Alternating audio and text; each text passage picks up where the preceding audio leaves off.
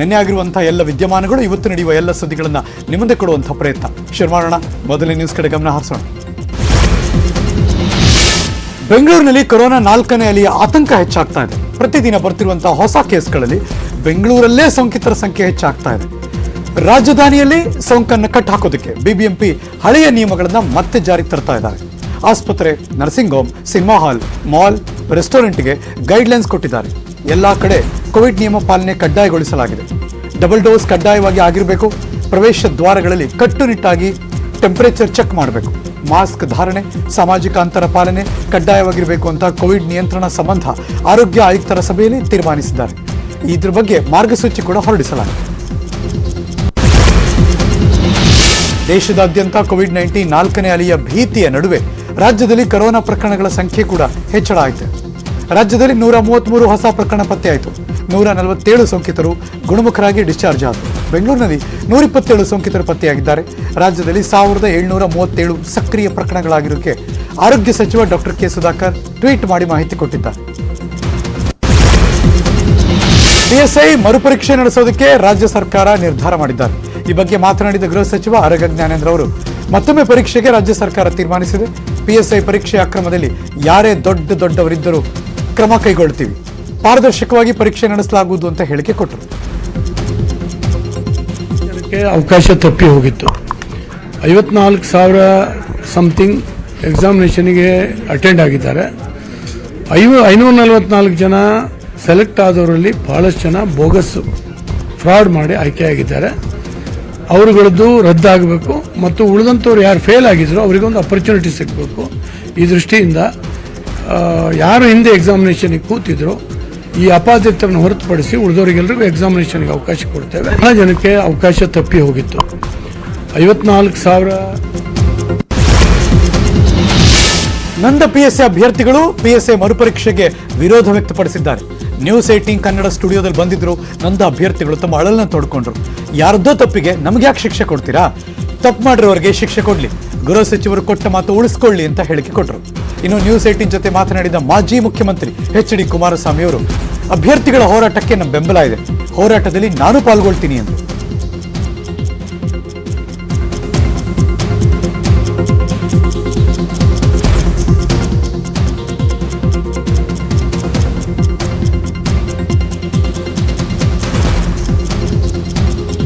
ನೋಡ್ತಿರುವಂತಹ ದೃಶ್ಯ ನಿನ್ನೆ ಸಂಜೆ 6 ಗಂಟೆಗೆ 4:00ವರೆಗೆ ನ್ಯೂಸ್ 18 ಕನ್ನಡದಲ್ಲಿ ಪಿಎಸ್ಐ ಮರುಪರೀಕ್ಷೆಗೆ ವಿರೋಧ ವ್ಯಕ್ತಪಡಿಸಿ, ಮನೇಲೆಲ್ಲ ಖುಷಿ ಇತ್ತು, ನಾವು ಕಷ್ಟಪಟ್ಟು ಓದಿ ಬರೆದಿದ್ವಿ, ಒಂದ್ಸರಿ ಈ ಥರದ ಪರೀಕ್ಷೆ ಬರೆದ್ರೆ ಮತ್ತೆ ಅದೇ ಥರ ಬರುತ್ತೆ, ಅದೇ ಥರ ಆಗುತ್ತೆ ಅಂತ ಹೇಳಕ್ ಬರಲ್ಲ, ಕಷ್ಟಪಟ್ಟು ನಾವು ಪರೀಕ್ಷೆ ಬರೆದಿದ್ದೀವಿ, ನಮ್ಗೆ ಅನ್ಯಾಯ ಆಗ್ತಾ ಇದೆ ಅಂತ ಅವರೆಲ್ಲರೂ ಕೂಡ ತಮ್ಮ ದುಃಖವನ್ನು ತೋಡ್ಕೋತಾ ಇದ್ರು. ಇದು ನ್ಯೂಸ್ 18 ಕನ್ನಡದ ಸ್ಟುಡಿಯೋಗೆ ಆ ಎಲ್ಲ ಅಭ್ಯರ್ಥಿಗಳು ಯಾರಿಗಾಗಲೇ ಸೆಲೆಕ್ಷನ್ ಆಗಿದ್ದಾರೆ ಅವರು ನಮಗೆ ನ್ಯಾಯ ಸಿಗಲ್ಲ, ನ್ಯಾಯ ಕೊಡಿಸಿ ಅಂತ ತಮ್ಮ ಅಳಲನ್ನ ತೋಡ್ಕೋತಾ ಇದ್ರು.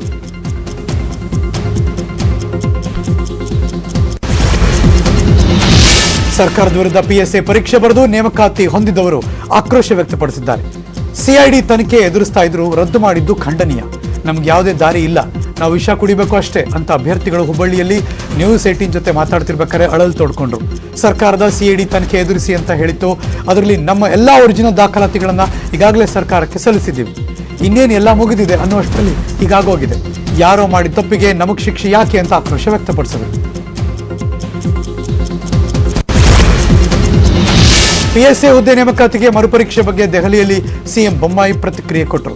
ಪಿಎಸ್ಐ ನೇಮಕಾತಿಗೆ ಮತ್ತೆ ಎಕ್ಸಾಮ್ ನಡೆಸ್ತೀವಿ ಅಂತ ಸಿಎಂ ಬೊಮ್ಮಾಯಿ ಹೇಳಿದ್ದಾರೆ. ಇದು ಶ್ರಮವಹಿಸಿ ಬರೆದಿರುವಂತಹ ವಿದ್ಯಾರ್ಥಿಗಳ ಭವಿಷ್ಯದ ವಿಚಾರ. ಪ್ರಶ್ನೆ ಪತ್ರಿಕೆ ಸೋರಿಕೆಯಾದ ಸಮಯದಲ್ಲಿ ಮರುಪರೀಕ್ಷೆ ನಡೆಸಲಾಗುತ್ತೆ ಅಂತ ಹೇಳಿದರು. ಇನ್ನು ಪ್ರಾಮಾಣಿಕ ಅಭ್ಯರ್ಥಿಗಳಿಗೆ ಮೋಸವಾಗ್ತಿದೆ ಅನ್ನೋ ಪ್ರಶ್ನಿಸಿದ್ದಕ್ಕೆ ಯಾರು ಪರೀಕ್ಷೆ ಬರೆದವರು, ಯಾರು ಅರ್ಹರು ಅಂತ ಸಿಎಂ ಹೇಳಿದ್ದಾರೆ. ನಾವು ಎಲ್ಲ ಸ್ಕೂಲು ಕಾಲೇಜೆಲ್ಲ ಹೋಗಿದ್ದೇವೆ. ಯಾವತ್ತಾದರೂ ಕ್ವಶನ್ ಪೇಪರ್ ಲೀಕ್ ಆಯಿತು, ಇನ್ನೊಂದಾದಾಗ ರೀ ಎಕ್ಸಾಮ್ ಆಗಿದ್ದಾವೆ. ಅದೇ ಅಭ್ಯರ್ಥಿಗಳಿಗೆ ನಾವು ರೀ ಎಕ್ಸಾಮ್ ಮಾತ್ರ ಮಾಡ್ತಾರೆ. ಸಹಜ, ಅದು ಅವಕಾಶ ಸಹಜ, ನಮ್ಮ ಸಹಾನುಭೂತಿ ಇದೆ. ನಾವು ಎಲ್ಲ ಸ್ಕೂಲು ಕಾಲೇಜೆಲ್ಲ ಹೋಗಿದ್ದೇವೆ. ಯಾವತ್ತಾದರೂ ಕ್ವಶನ್ ಪೇಪರ್ ಲೀಕ್ ಆಯಿತು, ಇನ್ನೊಂದಾದಾಗ ರೀ ಎಕ್ಸಾಮ್ ಆಗಿದ್ದಾವೆ. ಅದೇ ಅಭ್ಯರ್ಥಿಗಳಿಗೆ ನಾವು ರೀ ಎಕ್ಸಾಮ್ ಮಾತ್ರ ಮಾಡ್ತಾರೆ. ಸಹಜ, ಅದು ಅವಕಾಶ ಸಹಜ. ಕಲಬುರಗಿಯಲ್ಲಿ ಮಾಜಿ ಸಚಿವ ಪ್ರಿಯಾಂಕ್ ಖರ್ಗೆ ಸಿಐಡಿ ನೋಟಿಸ್ ಬಗ್ಗೆ ಪ್ರಶ್ನೆ ಮಾಡಿದ್ದಾರೆ. ನನಗೆ ಬರೀ ನೋಟಿಸ್ ಕೊಡೋದು ಯಾಕೆ? ಅವರಿಗೆ ತೃಪ್ತಿ ಆಗಿದ್ದಿದ್ರೆ ನನಗೆ ಅರೆಸ್ಟ್ ಮಾಡಲಿ, ಬೇಕಾದ್ರೆ ನನಗೆ ಮಂಪೂರು ಪರೀಕ್ಷೆಯೂ ಮಾಡಿಸ್ಲಿ. ಆದರೆ ಇದು 57,000 ಯುವಕರ ಭವಿಷ್ಯದ ಪ್ರಶ್ನೆ. ಸರಿಯಾಗಿ ತನಿಖೆ ನಡೆಸಿ ತಪ್ಪಿತಸ್ಥರ ವಿರುದ್ಧ ಕ್ರಮ ಕೈಗೊಳ್ಳಿ ಅಂತ ಸರ್ಕಾರಕ್ಕೆ ಪ್ರಿಯಾಂಕ್ ಖರ್ಗೆ ಆಗ್ರಹಿಸಿದರು. ಅರೆಸ್ಟೇ ಮಾಡ್ಬಿಡ್ಲಿ ಬೆಸ್ಟ್ ನಮ್ಗೆ.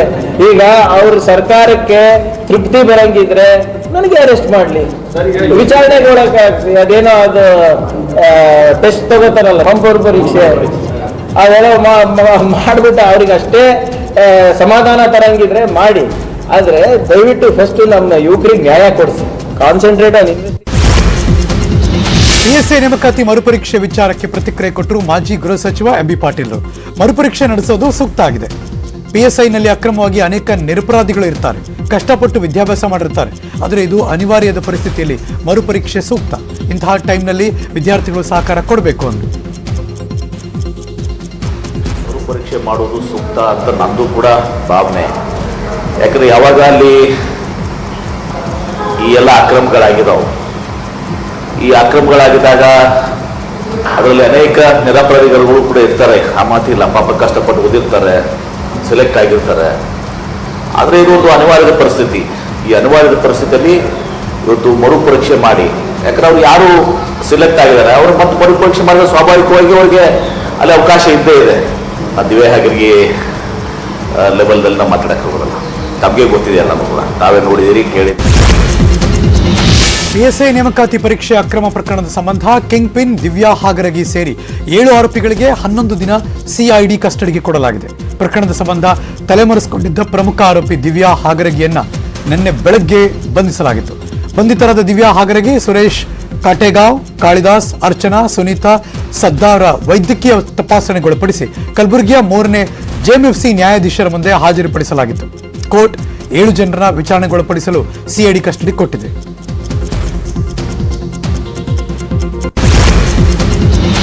ಮುಖ್ಯಮಂತ್ರಿ ಬಸವರಾಜ ಬೊಮ್ಮಾಯಿ ದೆಹಲಿ ಪ್ರವಾಸದಲ್ಲಿದ್ದಾರೆ. ಇವತ್ತು ಎಲ್ಲ ರಾಜ್ಯಗಳ ಮುಖ್ಯಮಂತ್ರಿಗಳು ಮತ್ತು ಮುಖ್ಯ ನ್ಯಾಯಾಧೀಶರ ಜಂಟಿ ಸಮ್ಮೇಳನದಲ್ಲಿ ಸಿಎಂ ಭಾಗವಹಿಸುತ್ತಾರೆ. ಸಮ್ಮೇಳನದ ನಂತರ ಸಿಎಂ ಹೈ ನಾಯಕರನ್ನ ಭೇಟಿಯಾಗ್ತಾರೆ. ಇತ್ತ ಸಚಿವಾಕಾಂಕ್ಷಿಗಳಿಗೆ ಸಿಎಂ ದಿಲ್ಲಿ ಪ್ರವಾಸ ಮತ್ತಷ್ಟು ಆತಂಕ ಮೂಡಿಸಿದೆ. ದೆಹಲಿಯಲ್ಲಿ ಮಾತನಾಡಿದ ಇದ್ರ ಬಗ್ಗೆ ಮುಖ್ಯಮಂತ್ರಿ ಬಸವರಾಜ ಬೊಮ್ಮಾಯಿ ಅವರು, ಸಂಜೆ ಪ್ರಧಾನಿಗಳ ಜೊತೆ ಭೋಜನ ಕೂಟದಲ್ಲಿ ಭಾಗಿಯಾಗ್ತಿದ್ದೀನಿ. ಈ ಬಾರಿ ಯಾವುದೇ ರಾಜಕೀಯ ಚರ್ಚೆ ನಡೆಸಲ್ಲ ಅಂದರು. ಇದೇ ವೇಳೆ SDPI ಮತ್ತು PFI ಬ್ಯಾನ್ ಮಾಡುವ ವಿಚಾರಕ್ಕೆ ಅಮಿತ್ ಶಾ ರಾಜ್ಯಕ್ಕೆ ಬಂದಾಗ ಈ ವಿಚಾರ ಚರ್ಚೆ ಮಾಡೋದಿಲ್ಲ, ಅದನ್ನ ಕೇಂದ್ರ ಗೃಹ ಇಲಾಖೆ ಮತ್ತು ಗುಪ್ತಚರ ಇಲಾಖೆ ಗಮನ ಹರಿಸುತ್ತೆ ಎಂದರು ಮುಖ್ಯಮಂತ್ರಿಗಳು. CM CJ ಕಾನ್ಫರೆನ್ಸ್ ಅದಾದಮೇಲೆ ಸಾಯಂಕಾಲ ಪ್ರೈಮ್ ಮಿನಿಸ್ಟರ್ಸ್ ಡಿನ್ನರ್ ಇದೆ. ಮೋಸ್ಟ್ಲಿ ಅವಕಾಶ ಇಲ್ಲ, ಕ್ಯಾಬಿನೆಟ್ ಚರ್ಚೆ ಮಾಡೋಂಥ ಅವಕಾಶ ಇಲ್ಲ. ಯಾಕಂದರೆ ಫುಲ್ ಡೇ ಇದು ಕಾನ್ಫರೆನ್ಸು ಮತ್ತು ಪ್ರೈಮ್ ಮಿನಿಸ್ಟರ್ ಡಿನ್ನರ್ ಇದೆ. ಇದುವರೆಗೆ ಅದು ಕೇಳಿದೆ, ಅಲ್ಲಿ ಏನು ಚರ್ಚೆ ಆಗಲ್ಲ. ಈ PFI SDFI ಬಗ್ಗೆ ಕೇವಲ ಕರ್ನಾಟಕ ರಾಜ್ಯ ಸೀಮಿತವಾಗಿರುವಂಥ ಆ್ಯಕ್ಟಿವಿಟಿ ಇಲ್ಲ. ಉತ್ತರ ಪ್ರದೇಶದಿಂದ ಹಿಡಿದು ಕೇರಳ, ಕರ್ನಾಟಕ, ಮಹಾರಾಷ್ಟ್ರ ಎಲ್ಲ ಕಡೆ. ಹೀಗಾಗಿ ಅದರ ಸಮಗ್ರ ಆ್ಯಕ್ಟಿವಿಟಿ ಬಗ್ಗೆ ಅವರು ವರದಿಗಳನ್ನು ತರಿಸುವಂಥದ್ದು, ಅದರ ಬಗ್ಗೆ ಚಿಂತನೆ ಮಾಡುವಂಥ ಕೆಲಸವನ್ನು ಮಾಡ್ತಾರೆ. ಇವೆಲ್ಲವೂ ಕೂಡ between home department, government of India home department ಮತ್ತು ಬಾಗಲಕೋಟೆ ಜಿಲ್ಲೆ ಸೂಳಿಬಾವಿ ಗ್ರಾಮದಲ್ಲಿ ಮಾಜಿ ಸಿಎಂ ಸಿದ್ದರಾಮಯ್ಯನವರು ಬಿಜೆಪಿ ವಿರುದ್ಧ ವಾಗ್ದಾಳಿ ಮಾಡಿದ್ರು. ರಾಜ್ಯದಲ್ಲಿ ಮತ್ತೆ ನಮ್ಮ ಸರ್ಕಾರ ಅಧಿಕಾರಕ್ಕೆ ಬಂದ್ರೆ ಬೇಡದಷ್ಟು ಹಣ ಕೊಡ್ತೀನಿ, ನಾನು ಇದ್ದಾಗ ಸಾಕಷ್ಟು ಅನುದಾನ ಕೊಟ್ಟಿದ್ದೀನಿ, ಈ ಹಿಂದೆಯೂ ಸಾಕಷ್ಟು ಕೆಲಸ ಮಾಡಿದ್ದೀವಿ, ಹಿಂದೂ, ಮುಸ್ಲಿಂ, ಕ್ರೈಸ್ತ, ಸಿಖ್, ಜೈನ ಸೇರಿ ಎಲ್ಲ ಜಾತಿಗಳಿಗೂ ಅನುಕೂಲ ಮಾಡಬೇಕು, ಎಲ್ಲರೂ ವಿಶ್ವ ಮಾನವರಾಗಿಯೇ ಹುಟ್ಟಬೇಕು, ಸಾಯ್ಬೇಕು, ಪ್ರಜಾಪ್ರಭುತ್ವದಲ್ಲಿ ಜನರೇ ಪ್ರಭುಗಳು, ಒಳ್ಳೆಯವರಿಗೆ ಅಧಿಕಾರ ಕೊಡಿ, ಸಂವಿಧಾನ ರಕ್ಷಣೆ ಆಗುತ್ತೆ ಎಂದರು. ಯಾವುದೋ ಧರ್ಮದಲ್ಲಿ ಹುಟ್ಟಿದ್ದಾರಪ್ಪ, ಯಾವುದೋ ಜಾತಿನಲ್ಲಿ ಹುಟ್ಟಿದ್ದೀನಿ. ನಾನು ಇಂತಿದ್ದ ಜಾತಿಗೆ ಹುಟ್ಟಬೇಕು ಅಂತ ಅರ್ಜಿ ಹಾಕಿ ಹುಟ್ಟಿದೀವ? ಇಂತಿದ್ದ ಧರ್ಮದಲ್ಲಿ ಹುಟ್ಟಬೇಕು ಅಂತ ಅರ್ಜಿ ಹಾಕಿ ಹುಟ್ಟಿದೀವ? ನಮ್ಮಪ್ಪ ಕುರುಬಾಗಿದ್ದ, ನಾನು ಕುರುಬ್ರಾಹ್ಮಣ ಹುಟ್ಟಿದ್ದೀನಿ ಅಷ್ಟೇ. ರವೀಂದ್ರ ಕಲಬುರ್ಗಿ ನೇಕಾರ ಕುಟುಂಬ, ನೇಕಾರದಲ್ಲಿ ಹುಟ್ಟಿದ, ನೇಕಾರ ಕುಟುಂಬದಲ್ಲಿ ಹುಟ್ಟಿದ್ದಾನೆ. ಏನು ಅರ್ಜಿ ಹಾಕಿ ಹುಟ್ಟಿದ್ದ? ಅಂದ್ರೆ ಈ ಪಂಚಮ ಶಾಲೆಯವ, ಅವ್ರು ಯಾವುದೋ ಧರ್ಮದಲ್ಲಿ ಹುಟ್ಟಿದ್ದಾರಪ್ಪ. ಹಿಜಾಬ್ ಧರಿಸಿ ಪರೀಕ್ಷೆಗೆ ಬಂದ ಡಿಗ್ರಿ ವಿದ್ಯಾರ್ಥಿನಿಗೆ ಅವಕಾಶ ನಿರಾಕರಣೆ ಹಿನ್ನೆಲೆಯಲ್ಲಿ ವಿದ್ಯಾರ್ಥಿನಿ ವಿಡಿಯೋ ಮೂಲಕ ಆಕ್ರೋಶ ಹೊರಹಾಕಿದರು. ಈಗ ವಿದ್ಯಾರ್ಥಿನಿಯ ವಿಡಿಯೋ ವೈರಲ್ ಆಗ್ತಿದೆ. ಶಿವಮೊಗ್ಗದ ಡಿವಿಎಸ್ ಕಾಲೇಜಿನ ಕೊನೆಯ ವರ್ಷದ BA ಪರೀಕ್ಷೆಗೋಸ್ಕರ ಬಂದಿದ್ರು ಶಾಹೀನ್. ಹಿಜಾಬ್ ಧರಿಸಿ ಬಂದ ಕಾರಣ ಪರೀಕ್ಷೆಗೆ ಕಾಲೇಜು ಆಡಳಿತ ಮಂಡಳಿ ಅವಕಾಶ ಕೊಟ್ಟಿಲ್ಲ. ವಿದ್ಯಾರ್ಥಿನಿ ಶಾಹೀನ್ ಆಡಳಿತ ಮಂಡಳಿ ನಿರ್ಧಾರದ ವಿರುದ್ಧ ವಿಡಿಯೋ ಮಾಡಿ ನನ್ನ ಭವಿಷ್ಯ ಮತ್ತು ಕನಸನ್ನ ಹತ್ತಿಕ್ಕುತ್ತಿದ್ದಾರೆ ಅಂತ ಕಿಡಿಕಾರರು. ನಾನು ಇವತ್ತು ನನ್ನ ಫೈನಲ್ ಎಕ್ಸಾಮ್ ಬರೆಯೋಕ್ಕೆ ಬಂದಿದ್ದೀನಿ ಕಾಲೇಜಿಗೆ. ನನ್ನೆಲ್ಲ ಫ್ರೆಂಡ್ಸ್ ಎಕ್ಸಾಮ್ ಬರೀತಾ ಇದ್ದಾರೆ, ಬಟ್ ನನಗೆ ಎಲ್ಲೋ ಮಾಡಿಲ್ಲ. ಕ್ಲಾಸಲ್ಲಿ ಎಕ್ಸಾಮಲ್ಲಿ ನನಗೆ ಎಲ್ಲೋ ಮಾಡಿಲ್ಲ ಎಕ್ಸಾಮ್ ಬರೆಯೋಕ್ಕೆ. ಬಿಕಾಸ್ ನನಗೆ ಹಿಜಾಬ್ ವೇರ್ ಮಾಡಿದ್ದೀನಿ. ಹಿಜಾಬ್ ವೇರ್ ಮಾಡಿದ್ದಕ್ಕೆ ನನಗೆ ಎಕ್ಸಾಮ್ ಬರೆಯೋಕ್ಕೆ ಬಿಟ್ಟಿಲ್ಲ. ನನ್ನ ಫ್ಯೂಚರ್ ಹಾಳಾಗ್ತಾ ಇದೆ ಇಲ್ಲಿ. ದಲಿತ ಹೋರಾಟಗಾರ ರವೀಂದ್ರ ಹಾರೋಹಳ್ಳಿಯನ್ನ ಚಿಕ್ಕೋಡಿ ಪೊಲೀಸರು ಅರೆಸ್ಟ್ ಮಾಡಿದ್ದಾರೆ. ಮೈಸೂರು ಜಿಲ್ಲೆ ಹಾರೋಹಳ್ಳಿ ಗ್ರಾಮದಲ್ಲಿ ಚಿಕ್ಕೋಡಿ ಪೊಲೀಸರು ಅರೆಸ್ಟ್ ಮಾಡಿದರು. 2017 ಡಿಸೆಂಬರ್ನಲ್ಲಿ ವಾಟ್ಸಪ್ ಮತ್ತು ಫೇಸ್ಬುಕ್ನಲ್ಲಿ ಹಾಕಿದ್ದ ಪೋಸ್ಟ್ಗೆ ಸಂಬಂಧಪಟ್ಟ ಹಾಗೆ ಆರೋಪಿಯನ್ನ ಅರೆಸ್ಟ್ ಮಾಡಿದ್ರು. ರವೀಂದ್ರ 2019ರಿಂದಲೂ ನ್ಯಾಯಾಲಯಕ್ಕೆ ಹಾಜರಾಗಿರಲಿಲ್ಲ. ನ್ಯಾಯಾಲಯದಿಂದ ಜಾಮೀನು ರಹಿತ ವಾರೆಂಟ್ ಹೊರಡಿಸಲಾಗಿತ್ತು. ಅದನ್ನು ಆಧರಿಸಿ ಕ್ರಮ ಜರುಗಿಸಲಾಗಿದೆ. ಇನ್ನು ರವೀಂದ್ರ ಮೇಲೆ ಹಿಂದೂ ಧರ್ಮ ಹಾಗೂ ಹಿಂದೂ ದೇವರು ಶ್ರೀಕೃಷ್ಣನ ವಿರುದ್ಧ ಅವಹೇಳನಕಾರಿ ಪೋಸ್ಟ್ ಹಾಕಿದ್ದ ಆರೋಪ ಇತ್ತು. ರವೀಂದ್ರ ಹಾರೋಹಳ್ಳಿ ಬಂಧನದ ಹಿನ್ನೆಲೆಯಲ್ಲಿ ಕಾಂಗ್ರೆಸ್ ನಾಯಕ, ವಿಧಾನ ಪರಿಷತ್ನ ವಿರೋಧ ಪಕ್ಷದ ನಾಯಕ BK ಹರಿಪ್ರಸಾದ್, ಮೊನ್ನೆ ಜಿಗ್ನೇಶ್, ಇವತ್ತು ಹಾರೋಹಳ್ಳಿ ರವೀಂದ್ರ ಹೋರಾಟಗಾರರು, ಬರಹಗಾರನ ಗುರಿಯಾಗಿಸಿಕೊಂಡು ಬಂಧಿಸುತ್ತಿರುವಂತಹ ಬಿಜೆಪಿ ಸರ್ಕಾರದ ಫ್ಯಾಸಿಸ್ಟ್ ನಡೆಯನ್ನ ಖಂಡಿಸುತ್ತೀವಿ ಅಂತ ಸರ್ಕಾರದ ವಿರುದ್ಧ ಟ್ವೀಟ್ ಮಾಡಿದರು. ಹುಬ್ಬಳ್ಳಿ ಗಲಭೆ ಆರೋಪಿಗಳಿಗೆ ಶಾಸಕ ಜಮೀರ್ ಅಹಮದ್ ಸಹಾಯಧನ ವಿತರಣೆ ವಿಚಾರಕ್ಕೆ ಕೇಂದ್ರ ಸಚಿವ ಪ್ರಹ್ಲಾದ್ ಜೋಶಿ ಕಿಡಿಕಾರಿದ್ದಾರೆ. ತಾಕತ್ತಿದ್ರೆ ಜಮೀರ್ ಅಹಮದ್ ಖಾನ್ರನ್ನ ಪಕ್ಷದಿಂದ ಉಚ್ಚಾಟಿಸಿ. ಜಮೀರ್ ಅಹಮದ್ ಖಾನ್ ಮತ್ತು ಕಾಂಗ್ರೆಸ್ ಪಕ್ಷ ದೇಶದ್ರೋಹಿಗಳಿಗೆ ಬೆಂಬಲ ಕೊಡ್ತಾ ಇದೆ. ಪೊಲೀಸರನ್ನ ಕೊಂದು ಹಾಕಬೇಕು ಅಂತ ಗಲಾಟೆ ಮಾಡಿದವರಿಗೆ ಶಾಸಕರು ಸಹಾಯ ಮಾಡ್ತಿದ್ದಾರೆ ಅಂತ ಕಿಡಿಕಾರದರು. ಫುಡ್ ಕಿಟ್ ಮತ್ತು ಸಹಾಯಧನ ಹಂಚೋದನ್ನ DKಶಿ ಗಮನಕ್ಕೆ ತಂದಿದ್ದಾರಾ? ಈ ರೀತಿ ದುಸ್ಸಾಹಸಕ್ಕೆ ಕೈ ಹಾಕಿದ ಜಮೀರನ್ನ ಸಸ್ಪೆಂಡ್ ಮಾಡ್ತೀರಾ ಅಂತ ಕಾಂಗ್ರೆಸ್ಗೆ ಸವಾಲ್ ಹಾಕಿ ಟ್ವೀಟ್ ಮಾಡಿದರು. ಪ್ರತಿಷ್ಠಿತ ಬೆಂಗಳೂರಿನ ಶಾಲೆಗಳಿಗೆ ಹುಸಿ ಬಾಂಬ್ ಬೆದರಿಕೆ ಪ್ರಕರಣದ ಸಂಬಂಧ 23 ದಿನ ಕಳೆದರೂ ಸಿಟಿ ಪೊಲೀಸರಿಗೆ ಖದೀಮರ ಕ್ಲೂ ಸಿಕ್ಕಿಲ್ಲ. ಸೈಬರ್ ಎಕ್ಸ್ಪರ್ಟ್ ಸ್ಟೇಟ್ ಇಂಟೆಲಿಜೆನ್ಸ್ಗೂ ಕೂಡ ಸ್ಪಷ್ಟ ಮಾಹಿತಿ ಸಿಗ್ತಾ ಇಲ್ಲ. ಫೇಸ್ಬುಕ್ ಅಡ್ರೆಸ್ ಕ್ರಿಯೇಟ್ ಮಾಡಿ ವ್ಯವಸ್ಥಿತವಾಗಿ ಕಿಡಿಗೇಡಿಗಳು ಕೃತ್ಯ ಎಸಗಿದ್ದಾರೆ. ಸಿಟಿ ಪೊಲೀಸ್ ಇಲಾಖೆ ತಟಸ್ಥವಾಗಿದೆ. ಕೇಂದ್ರ ಇಲಾಖೆ ಸಂಸ್ಥೆ ಎಂಟ್ರಿ ಕೊಟ್ಟಿದೆ. ವಿದೇಶದ IP ಅಡ್ರೆಸ್ ಬಳಕೆ ಹಿನ್ನೆಲೆಯಲ್ಲಿ ಸೆಂಟ್ರಲ್ IB ಟೀಮ್ನಿಂದಲೇ ತನಿಖೆ ಶುರುವಾಗಿದೆ.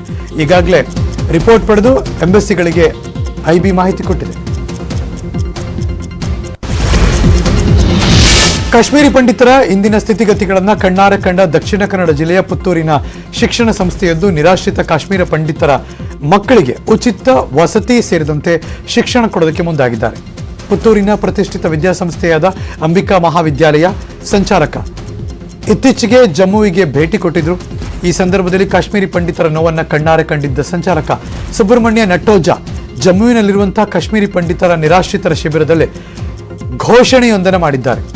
ದೇಶದ ಎಲ್ಲಾ ಕಡೆ ಇರುವ ಕಾಶ್ಮೀರಿ ಪಂಡಿತರ ಮಕ್ಕಳಿಗೆ 6 ತರಗತಿಯಿಂದ ಪದವಿವರೆಗೆ ಉಚಿತ ಶಿಕ್ಷಣವನ್ನು ನೀಡುವ ಜೊತೆಗೆ ಮಕ್ಕಳಿಗೆ ಉಚಿತ ಆರೋಗ್ಯ ಮತ್ತು ಇತರ ವ್ಯವಸ್ಥೆಗಳನ್ನು ಕೂಡ ಮಾಡುವ ಭರವಸೆ ಕೊಟ್ಟರು. ವಿಜಯಪುರ ಜಿಲ್ಲೆ ಇಂಡಿ ತಾಲೂಕಿನ ಚಿಕ್ಕೂರಗಿ ಗ್ರಾಮದ ಹೊರಭಾಗದ ಬಾವಿಯಲ್ಲಿ ಬಿದ್ದಿದ್ದ ನವಿಲನ್ನ ರಕ್ಷಣೆ ಮಾಡಲಾಗಿದೆ. ಸುಭಾಷ ಬನಸೋಡೆ ಅನ್ನೋರು 40 ಅಡಿ ಆಳದ ಬಾವಿಯಲ್ಲಿ 3 ದಿನಗಳ ಹಿಂದೆ ನವಿಲ್ ಬಿದ್ದಿತ್ತು. ನವಿಲನ್ನ ಹೊರತೆಗೆಯೋದಕ್ಕೆ ಸ್ಥಳೀಯರು ನಡೆಸಂತ ಪ್ರಯತ್ನ ವಿಫಲ ಆಗೋಯ್ತು.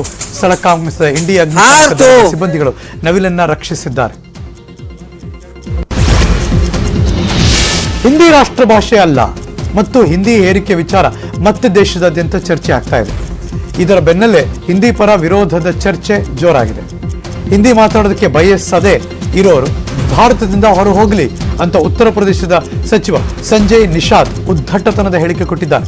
ಹಿಂದಿಯನ್ನ ಪ್ರೀತಿಸಿದ ಜನರನ್ನ ವಿದೇಶಿಗರು ಅಂತ ಪರಿಗಣಿಸಲಾಗುತ್ತೆ ಅಥವಾ ಅವರು ವಿದೇಶಿ ಶಕ್ತಿಗಳ ಜೊತೆ ನಂಟು ಹೊಂದಿದ್ದಾರೆ ಅಂತ ಭಾವಿಸಲಾಗುತ್ತೆ ಅಂತ ಹೇಳಿದ್ದಾರೆ. 30 ನಿಮಿಷಗಳ 30 ಸುದ್ದಿಯಲ್ಲಿ ಇನ್ನೂ 10 ಸುದ್ದಿಗಳು ಬಾಕಿ ಇದೆ. ಅದಕ್ಕೂ ಮುಂಚೆ ಒಂದು ಬ್ರೇಕ್ ತಗೊಂಡ್ಬರ್ತೀನಿ. ಎಲ್ಲೂ ಹೋಗ್ಬೇಕಾಯ್ತು.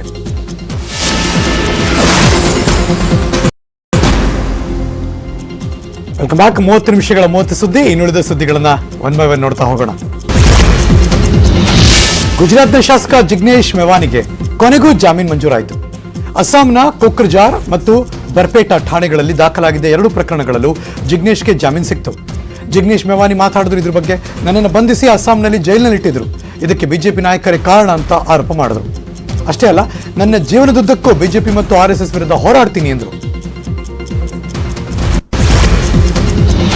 ಪಂಜಾಬ್ನ ಪಟಿಯಾಲದಲ್ಲಿ ಶಿವಸೇನೆ ಕಾರ್ಯಕರ್ತರು ಮತ್ತು ಖಲಿಸ್ತಾನಿ ಬೆಂಬಲಿಗರ ನಡುವೆ ಘರ್ಷಣೆ ಆಯಿತು. ಘರ್ಷಣೆಯಲ್ಲಿ ಬಹಿರಂಗವಾಗಿ ಕತ್ತಿ ಬೀಸಿದರು. ಎರಡೂ ಗುಂಪುಗಳು ಕಲ್ಲು ತೂರಾಟ ನಡೆಸಿದರು. ಕಾಳಿದೇವಿ ಮಂದಿರದ ಹತ್ತಿರ ಘರ್ಷಣೆ ನಡೆಯಿತು. ಕಾನೂನು ಸುವ್ಯವಸ್ಥೆ ಕಾಪಾಡೋದಕ್ಕೆ ಸ್ಥಳದಲ್ಲಿ ಪೊಲೀಸ್ ಸಿಬ್ಬಂದಿಗಳನ್ನು ನಿಯೋಜಿಸಲಾಗಿದೆ.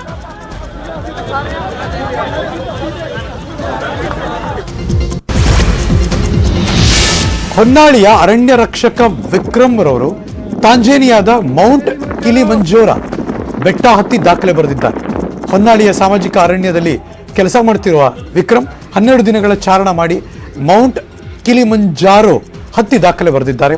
ವಿಕ್ರಮ್ ಸಾಹಸಕ್ಕೆ ಬಿಜೆಪಿ ಶಾಸಕ MP ರೇಣುಕಾಚಾರ್ಯ ಅಭಿನಂದನೆ ಸಲ್ಲಿಸಿದರು.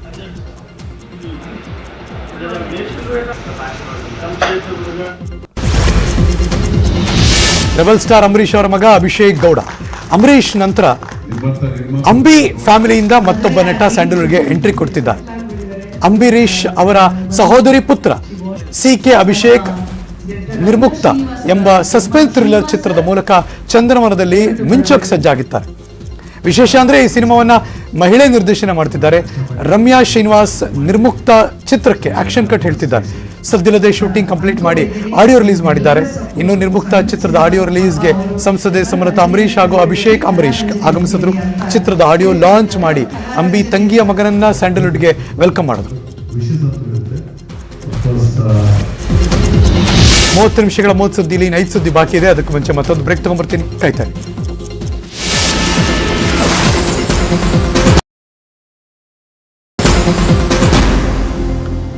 Welcome back. 30 ನಿಮಿಷಗಳ 30 ಸುದ್ದಿ, ಕೊನೆಯ 5 ಸುದ್ದಿಗಳನ್ನ 1 by 1 ನೋಡೋಣ. ಸ್ವೀಟಿ ಅನುಷ್ಕಾ ಸೈಲೆನ್ಸ್ ಬ್ರೇಕ್ ಮಾಡಿದ್ದಾರೆ. 2 ವರ್ಷಗಳಾದ್ಮೇಲೆ ಮುಖಕ್ಕೆ ಮೇಕಪ್ ಹಚ್ಚೋದಕ್ಕೆ ರೆಡಿಯಾಗಿದ್ದಾರೆ. ಅನುಷ್ಕಾ ನಟನೆಯ ಸಿನಿಮಾ UV ಕ್ರಿಯೇಷನ್ಸ್ ನಿರ್ಮಾಣ ಮಾಡ್ತಾ ಇದೆ. ಅನುಷ್ಕಾ ಜೊತೆ ನವೀನ್ ಪಾಲಿಶೆಟ್ಟಿ ಆಕ್ಟ್ ಮಾಡ್ತಿದ್ದಾರೆ. ಸದ್ಯಕ್ಕೆ ಈ ಸಿನಿಮಾ ಸ್ಕ್ರಿಪ್ಟ್ ಹಂತದಲ್ಲಿದೆ. ಶೀಘ್ರದಲ್ಲೇ ಶೂಟಿಂಗ್ಗೆ ಎಂಟ್ರಿ ಆಗುತ್ತೆ. ಪಂಜಾಬ್ ಕಿಂಗ್ಸ್ ವಿರುದ್ಧ ಲಕ್ನೋ ಸೂಪರ್ ಜೈಂಟ್ಸ್ 20 ರನ್ಗಳ ಜಯ ಸಾಧಿಸಿದೆ. ಟಾಸ್ ಸೋತು ಮೊದಲು ಬ್ಯಾಟ್ ಮಾಡಿದ್ರು ಲಕ್ನೋದವರು. 20 ಓವರ್ನಲ್ಲಿ 8 ವಿಕೆಟ್ ನಷ್ಟಕ್ಕೆ 153 ರನ್ ಮಾಡಿದ್ರು. ಈ ಗುರಿ ಬೆನ್ನತ್ತಿದವರು ಪಂಜಾಬ್ನವರು. 20 ಓವರ್ನಲ್ಲಿ 8 ವಿಕೆಟ್ ನಷ್ಟಕ್ಕೆ 133 ರನ್ ಗಳಿಸುವ ಮಾತ್ರ ಸಾಧ್ಯ ಆಯಿತು. ಈ ಮೂಲಕ 20 ರನ್ಗಳಿಂದ ಪಂಜಾಬ್ ಸೋಲನುಭವಿಸಿತು.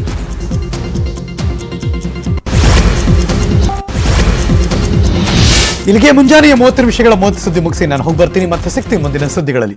ಪಕ್ಕಾ ನ್ಯೂಸ್ಗೆ ನೀವು ಯಾವಾಗಲೂ ನೋಡ್ತಾ ಇರಿ News 18 ಕನ್ನಡ. ಜಾಲ ನಮ್ಮದು, ಬಲ ನಿಮ್ಮದು. ಈ ವಾರ್ತೆಯ ಮುಖ್ಯಾಂಶಗಳ ಪ್ರಾಯೋಜಕರು ಹೇರ್ ಸಫಾ ಮೊದಲ ದಿನದಿಂದಲೇ